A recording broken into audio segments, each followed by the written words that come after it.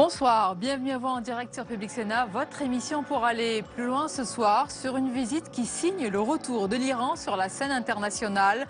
Le président Rouhani en France, il appelle à tourner la page des anciennes rancœurs.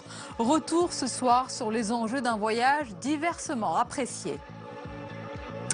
Manuel Valls défend une gauche confrontée au réel au lendemain de la démission de Christiane Taubira. Le Premier ministre qui a dressé ses vœux à la presse a appelé à la cohérence gouvernementale. Alors quelles conséquences? Qu'en sera-t-il pour le prochain remaniement? Et Emmanuel Macron, analyse à suivre. Alain Finkielkraut devient immortel. L'essayiste a été reçu à l'Académie française après une élection qui n'allait pas de soi, compte tenu de ses écrits et de sa personnalité, souvent qualifiée de réactionnaire. Et c'est un autre immortel qui va nous en parler ce soir. Il s'agit de Jean d'Ormesson. L'entretien est à suivre, avec également ce soir la diffusion d'un documentaire intitulé Finkielkraut, l'imparfait du présent.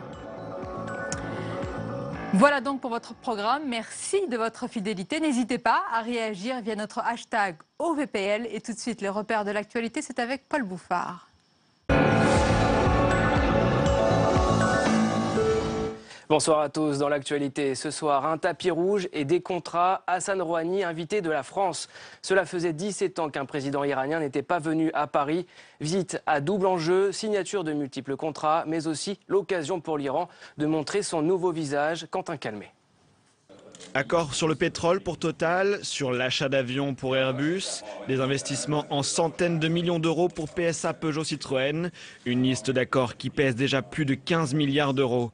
Plus de rancœur, a déclaré Hassan Rouhani. Il s'agit pour les deux pays de construire une relation nouvelle. Moi, je ne veux pas que notre relation soit regardée simplement à l'aune des accords économiques. C'est la raison pour laquelle, notamment en matière de recherche, de coopération universitaire, d'échange d'étudiants, de jeunes, nous voulons là aussi initier un processus. Rapprocher point de vue français et iranien sur de nombreux sujets, lutte contre le réchauffement climatique, crise des migrants et surtout lutte contre Daesh. Sur le dossier syrien, Paris espère convaincre de la nécessité d'une transition politique sans Bachar el-Assad. Une visite officielle avec des honneurs militaires un peu plus tôt dans la journée, un geste rare pour signifier encore davantage le rapprochement entre les deux pays. Lors de cette visite, on a donc parlé économie, antiterrorisme et commerce, mais la question des droits de l'homme s'est aussi invitée dans la rencontre. 65 parlementaires ont demandé à François Hollande d'être ferme face à l'Iranien. Le président français dit avoir rappelé à son homologue l'attachement de la France aux droits humains. Cet après-midi, des centaines de personnes ont protesté contre cette visite. Des manifestants venus dénoncer notamment la peine de mort pratiquée en Iran. Autre mobilisation qui dure, celle des éleveurs contre la chute des prix. Le dialogue n'avance pas avec le gouvernement. Une table ronde avec le préfet de Rennes a d'ailleurs été reportée, boycottée par les éleveurs. Ce soir pourtant, les syndicats agricoles ont appelé à la levée des barrages dans l'ouest de la France. Eux aussi étaient encore mobilisés aujourd'hui, troisième journée de grève pour les chauffeurs de taxi. Ils s'opposent au VTC, les voitures de tourisme avec chauffeur. Ce soir, pour tenter de déminer la situation, le Premier ministre a reçu leurs représentants à Matignon. Autre titre ce soir, un homme armé interpellé à Disneyland près de Paris. Il a été repéré dans un hôtel du parc d'attractions. Les forces de l'ordre ont trouvé 2 pistolets automatiques, des cartouches et un courant dans sa valise. L'individu âgé de 28 ans est inconnu des services de renseignement. Aucun lien n'a pour l'heure été fait avec une piste terroriste. Délinquance, Bernard Cazeneuve a rendu public aujourd'hui les derniers chiffres, baisse des vols et des cambriolages, mais le ministre de l'Intérieur pointe une hausse sensible des homicides. Voici les détails avec Solène Nicolas. C'était une baisse attendue, celle des chiffres de la délinquance. Depuis son arrivée place Beauvau, c'était la première fois que Bernard Cazeneuve renouait avec cette tradition de présentation officielle des statistiques policières. Conséquence des mesures de sécurité largement renforcées depuis un an et des patrouilles de police et militaires visibles. Les vols à main armée ont baissé de 13% par rapport à 2014.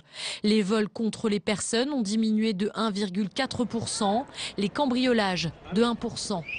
Point noir de ce bilan, les violences dites non crapuleuses qui font un bond à plus 13%. Les actes antisémites restent à un niveau élevé, les actes anti-musulmans ont eux triplé. Conséquence directe des événements du 13 novembre, le nombre d'homicides en hausse de 16%. Cette hausse, 149 homicides supplémentaires, correspond presque exactement au nombre des victimes des attentats terroristes qui ont été commis sur notre sol au cours de l'année qui vient de s'écouler. Bernard Cazeneuve a également rappelé que l'année 2016 présente autant de risques terroristes que 2015. En bref, le sénateur radical de gauche Joseph Castelli a été mis en examen pour blanchiment de fraude fiscale et corruption passive. La justice soupçonne l'élu de Haute-Corse d'avoir détourné des fonds publics. En garde à vue depuis mardi, il est désormais sous contrôle judiciaire. Premier débat de ce soir, déchéance de nationalité, menace terroriste, démission de Christiane Taubira. Quelle direction prend Manuel Valls dans sa politique? On en parle, Sonia, avec vos invités.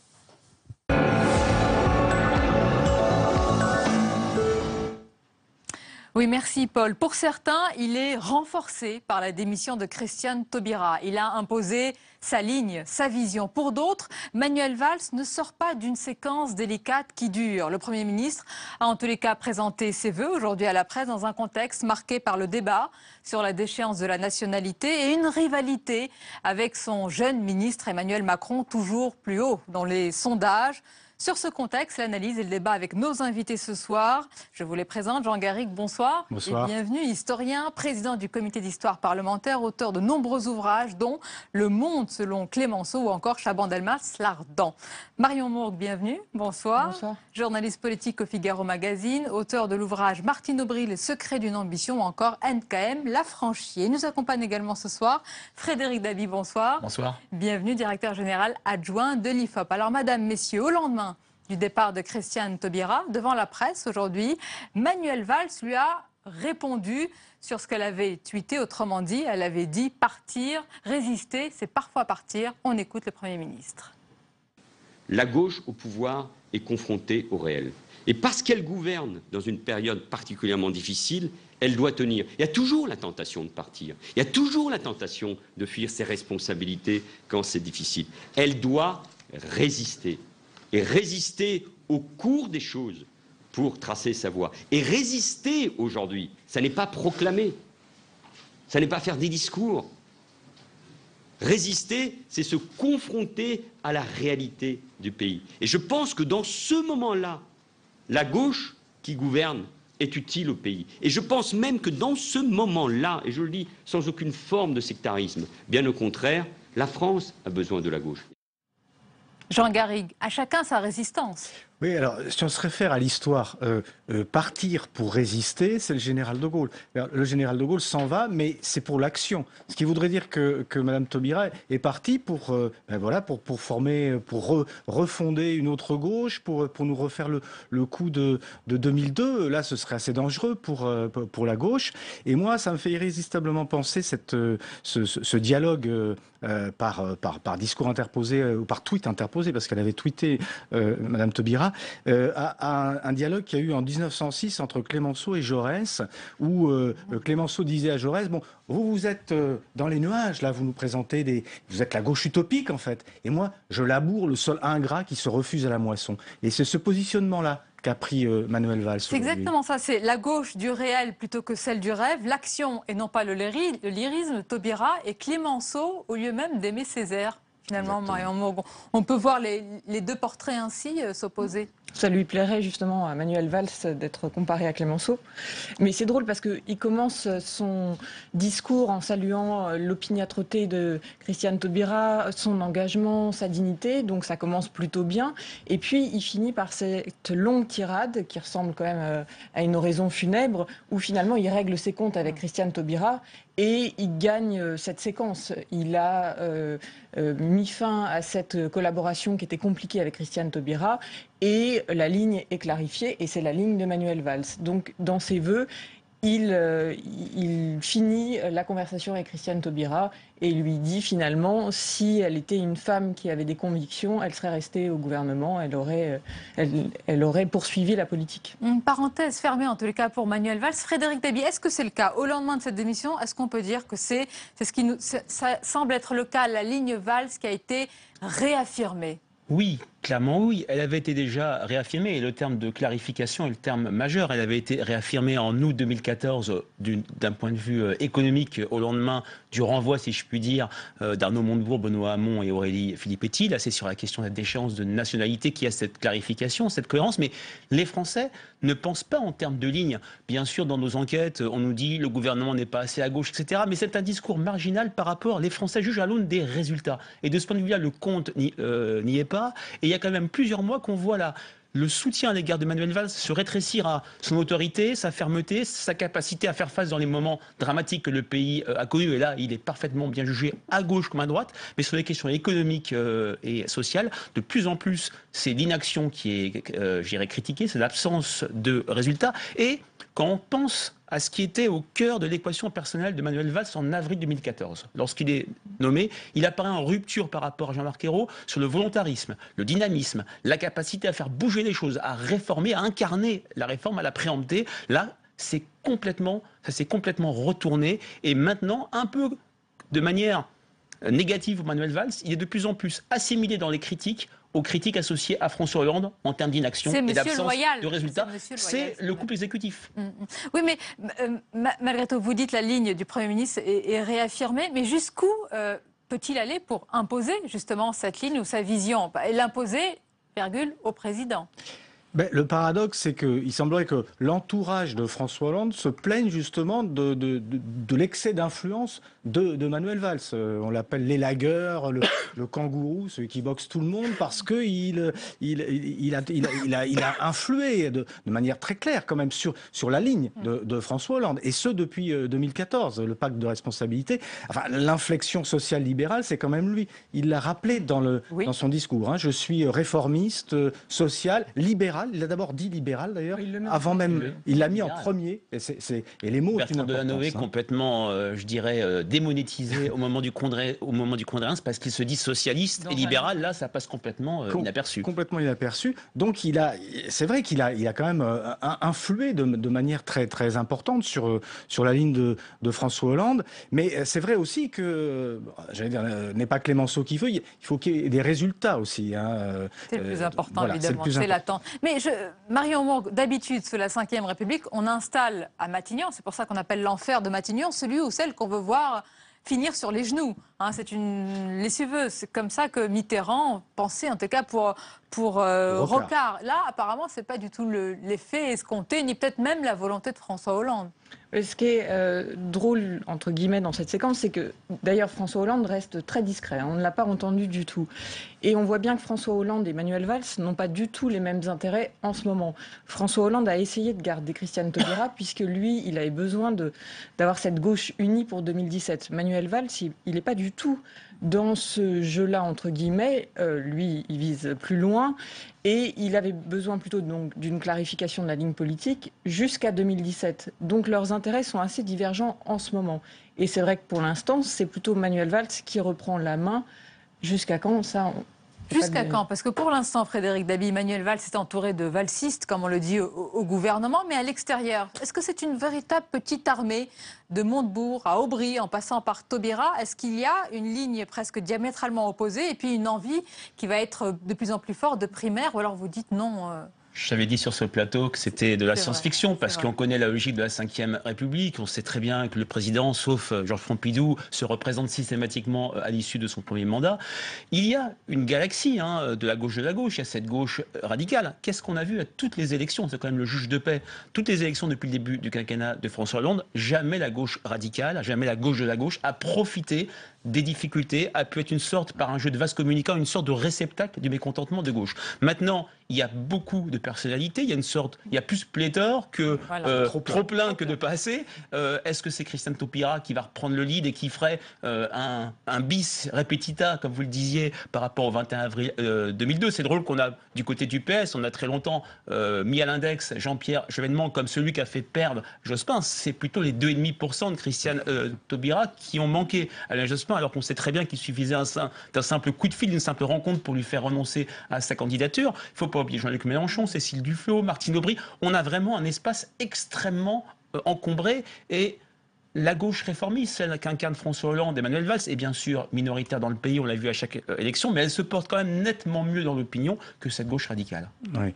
Oui, il faut voir cette difficulté justement à s'entendre dans ce périmètre de la gauche dite morale, puisque elle s'attribue ce monopole de l'éthique et du droit, a dit Christiane Taubira. Il y aurait beaucoup de choses à dire là-dessus, parce que l'histoire de la gauche, l'histoire des gauches depuis le 19e siècle, elle est compliquée, et c'est pas forcément ceux qui font partie de la gauche libérale et pragmatique qui ne peuvent pas prétendre aussi à incarner l'éthique et le droit. Arrêtons-nous sur ce point, il est très important. Donc vous dites Taubira et d'autres veulent avoir le monopole de la gauche morale et éthique. Emmanuel Valls, il revendique le monopole de la gauche républicaine. Ce sont ses valeurs. Il y a beaucoup de spécialistes qui disent en ce moment, est-ce que c'est votre avis, que son moteur tourne peut-être un peu à vide, qu'il y a un peu d'incantation à force de répéter valeurs républicaines et que pour l'instant, il n'y a pas grand-chose derrière. Et oui, parce que on est dans l'incantation dans la mesure où on n'est plus dans la société des débuts de la Troisième République. C'est-à-dire que l'incarnation de la République, c'est quelque chose qui doit se vivre au quotidien, dans le local,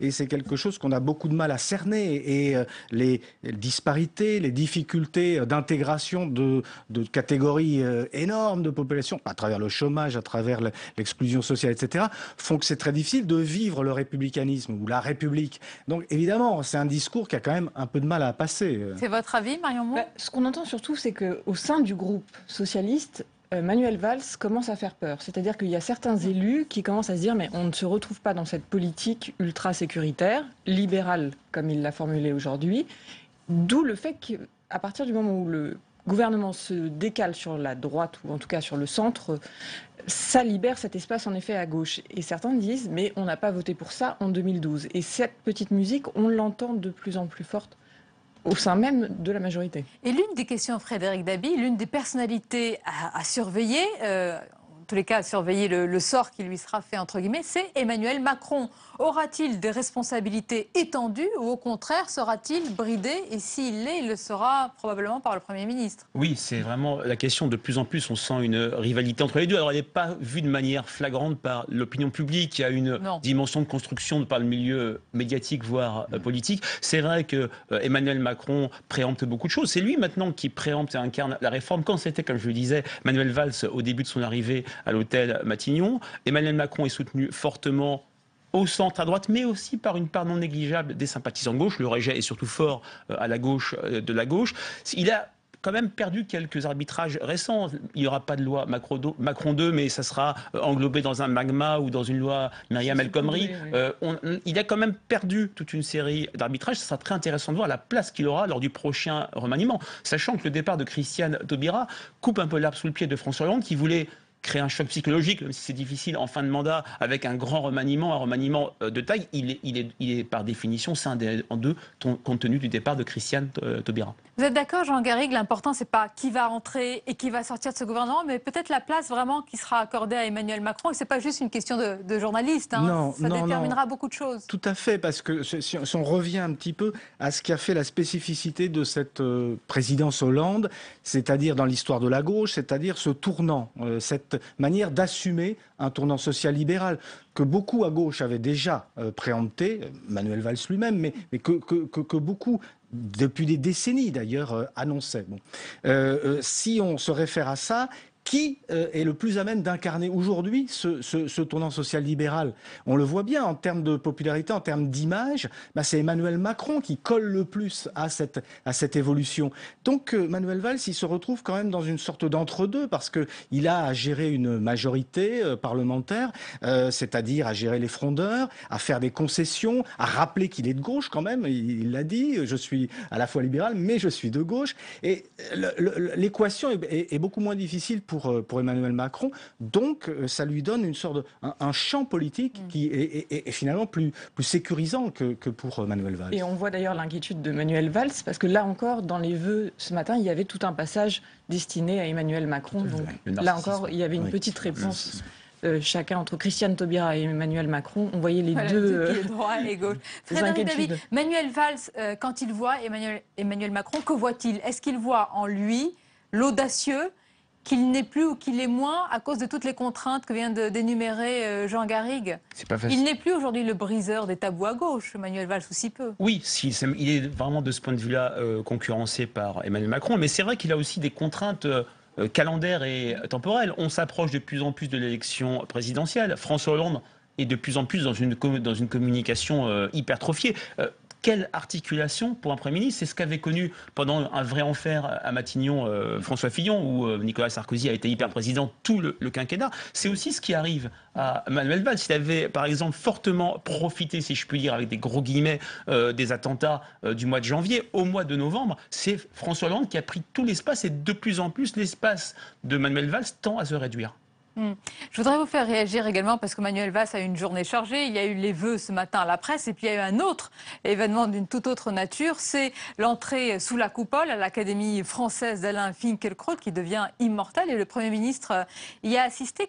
Jean Garrigue, quel est votre regard? Qu'est-ce que cela dit aussi un petit peu de notre société? L'Académie française, c'est quand même le temps, pas seulement d'ailleurs des grands écrivains, il y a d'autres personnalités. Mais quel signe voyez-vous avec l'entrée d'Alain Finkielkraut? Oh, cela dit, alors on pourrait considérer que l'entrée d'Alain Finkielkraut, c'est au fond la concrétisation dans cet establishment culturel et intellectuel qu'est l'Académie française, de cette évolution de la société française vers l'identité, la revendication de son identité, de ses valeurs républicaines aussi d'ailleurs au passage. En même temps, on sait bien que l'Académie française a, de toute éternité, été plutôt orientée vers une vision assez conservatrice de la société, c'est le moins qu'on puisse dire. Clémenceau, justement, disait « Donnez-moi 40 trous du cul, je vous ferai une académie », pardon, pour les téléspectateurs. Mais s'il l'a dit, on va le citer. Mais il l'a dit. Donc, il ne faut pas exagérer aussi l'effet de nouveauté de l'entrée de Finkielkraut, mais disons que c'est une illustration aussi un peu de l'ère du temps. Votre regard, votre analyse, Marion Morgue? Non, mais je pense que le mot identité est assez juste. Ça correspond aussi à une problématique de la société actuelle. Donc, pour le coup, ça correspond bien, oui, assez révélateur. Exactement. Oui. Frédéric Dabi, vous êtes d'accord? Oui, et peut-être la présence de Manuel Valls, c'est aussi un moyen, un signe de soutien adressé à Alain Finkielkraut, qui a été, comme on l'a vu jeudi dernier, insulté de manière assez dégueulasse, si je puis dire, lors du plateau des paroles et des actes par une enseignante qui n'était pas si apolitique que ça. C'était peut-être un soutien. À suivre. En tous les cas, merci beaucoup. Merci pour ce débat et cette analyse. L'essayiste, justement, Alain Finkielkraut, qui a été reçu à l'Académie après une élection qui n'allait pas de soi, compte tenu à la fois de ses écrits, on vient de le dire, mais aussi de sa personnalité, souvent qualifiée de réactionnaire. On va écouter justement un extrait de son discours cet après-midi sous la coupole. J'ai découvert que j'aimais la France le jour où j'ai pris conscience qu'elle aussi était mortelle et que son après n'avait rien d'attrayant. Cet amour, j'ai essayé de l'exprimer dans plusieurs de mes livres et dans des interventions récentes. Cela me vaut d'être traité de passéiste, de réactionnaire, voire pire, et même le pire, par ceux qui, débusquant sans relâche nos vieux démons, en viennent à criminaliser la nostalgie et ne font plus guère de différence entre Pétain et De Gaulle, ou entre Pierre Gaxotte et Simone Veil. Et voilà pour cet extrait. À noter la diffusion tout à l'heure d'un documentaire qui retrace le parcours atypique de ce nouvel entrant. Finkielkraut, l'imparfait du présent, c'est à suivre. Mais d'abord, c'est un autre immortel qui va nous parler de cette entrée à l'Académie. Il s'agit de Jean d'Ormesson. L'entretien a été, je vous le précise, enregistré tout juste après la cérémonie d'intronisation sous la coupole. C'est le grand entretien ce soir pour aller plus loin. Regardez.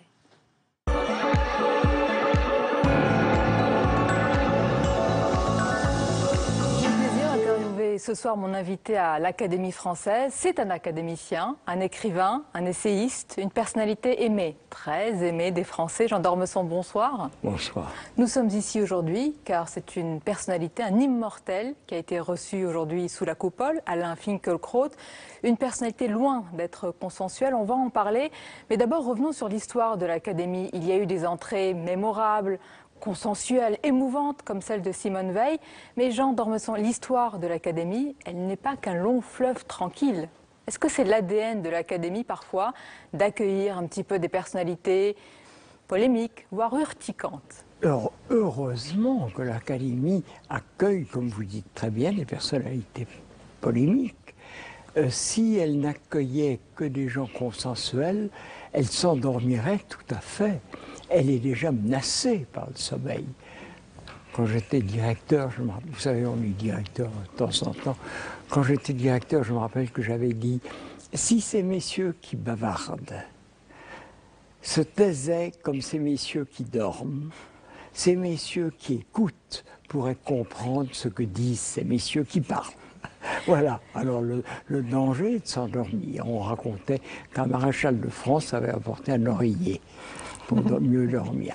Alors, évidemment, il y a eu des drames. Chateaubriand, avec le fameux discours qui avait suscité la fureur de l'empereur. Le roi, l'empereur, le président de la République sont les protecteurs de l'Académie.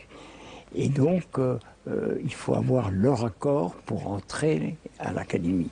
L'Académie n'est pas vraiment une réunion d'écrivains, c'est une réunion de notoriété, de notables, de grands médecins, de grands avocats, d'hommes politiques. Oui, mais surtout de grands écrivains. On a du mal, Jean d'Ormesson, à imaginer qu'à l'époque, l'auteur des mémoires d'Adrien, Marguerite Yourcenar, avait eu tant de mal à entrer. Vous aviez dit que c'était l'un des plus grands écrivains français. Vous êtes beaucoup battu.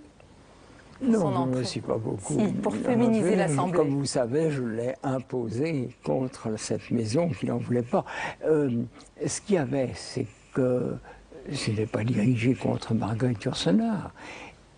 Il y avait 350 ans qu'il n'y avait pas eu de femme. Et il y a quelque chose qui est plus fort que le règlement à l'Académie, c'est la tradition. Madame de Lafayette, Georges Sand, Madame du Deffand, Colette, Madame de Noailles n'avaient pas été élues. Il n'y avait aucune raison, il y avait même toutes les raisons de ne pas élire Marguerite Yourcenar. Et évidemment, je l'ai imposé. Ça a été des tumultes très très violents, plus violents encore qu'aujourd'hui. Mais aujourd'hui, il y a aussi un combat que vous avez peut-être mené, d'ailleurs, pour faire accepter ce nouvel immortel Alain Finkielkraut. Pour certains académiciens, c'est un philosophe réac, à la personnalité clivante. Il y a eu véritablement une très vive polémique. Hein. Les esprits se sont échauffés. Et vous avez dit, Jean d'Ormesson, s'il n'entre pas, eh bien, je ne reviendrai plus. C'était peut-être exagéré, mais je suis le parrain de Finkielkraut, avec Marc Fumaroli. Et c'est un grand plaisir, un grand honneur pour moi. Je crois que c'est un très bon choix. Au début de son discours, qui parlait, qui faisait l'éloge de Félicien Marceau, Finkielkraut a parlé un peu de lui-même, très très bien. Et Pierre Nora a fait un très très beau discours où tous ces problèmes sont très très bien abordé. On peut reprocher quelquefois à l'Académie un peu d'hypocrisie, on met les problèmes sous le tapis, on essaye de ne pas se soulever de poussière. Eh bien là, tout s'est fait dans une certaine clarté. Est-ce que Finky, vous me l'appelez Finky, est-ce que Finky est réactionnaire? Oui, probablement, il veut qu'on réagisse. Il a raison, il faut réagir.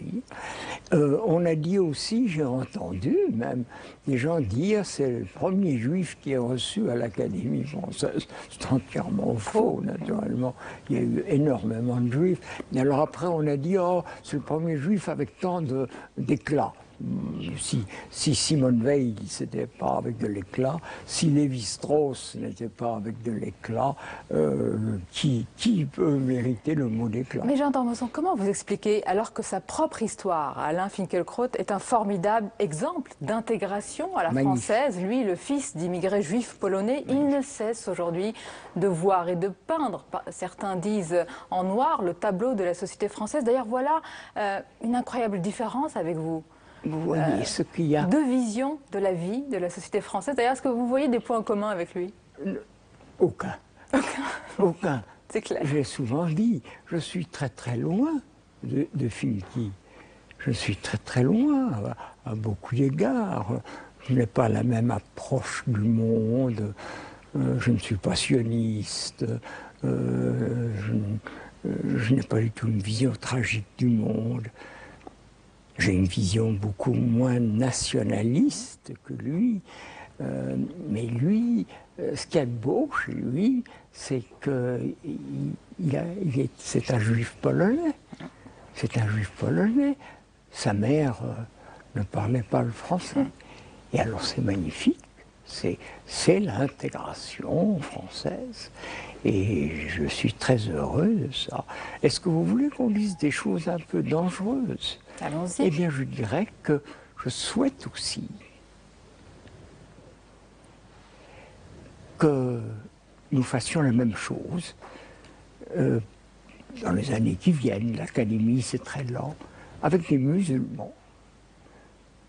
L'islam, je vais me faire incendier, l'islam n'est pas représenté à l'Académie. Il serait normal qu'elle soit représentée. Et je pense que ça se fera. Il faut laisser un peu de temps. L'Académie est une vieille dame qui a beaucoup de mal à accueillir de nouveaux. Poursuivons votre idée. Si on fait cette place, qui on pourrait accueillir alors? Je ne le sais pas. Alors là, écoutez, je me suis déjà énormément avancé. Je n'ai aucun titre pour parler au nom de l'Académie. Mais donc je ne peux absolument pas donner de nom. Mais en tout cas, il y a un grand nombre de Français musulmans. Je crois que ce serait équitable, que ce serait souhaitable. Je serais heureux qu'il y ait un représentant de l'islam. Ça c'est dit. Il y a eu aussi d'autres, peut-être des rumeurs. Certains ont évoqué le nom de Michel Houellebecq, l'auteur de La Soumission. Là, on va encore peut-être plus loin dans la transgression. Jusqu'où l'Académie peut-elle ouvrir ses bras et ses portes là, je à suis ses philosophes plus et à à ses mon aise écrivains? parce qu'il y a des gens beaucoup plus compétents que moi qui ont lancé le nom de Houellebecq. Ça n'a pas l'air de vous déplaire. J'ai tort? Non, pourquoi pas? C'est un grand écrivain. Il est aussi très très loin de moi. Et alors, oui, moi, s'il se présentait, je voterais certainement pour lui, certainement. Je crois qu'il faut mettre un peu de mouvement et de débat. Il ne faut pas que ce soit tout le temps quelque chose d'absolument consensuel, du même milieu exactement. Oui, vous avez raison. Vous savez que j'étais très pour l'entrée de Aragon, qui avait, à mes yeux, 3 avantages, même 4. Les 3 avantages étaient qu'il était homosexuel, qu'il était surréaliste et qu'il était communiste. Eh bien ça aurait enrichi l'Académie. Le 4e avantage, c'est que c'était un immense écrivain. Oui, ça aide.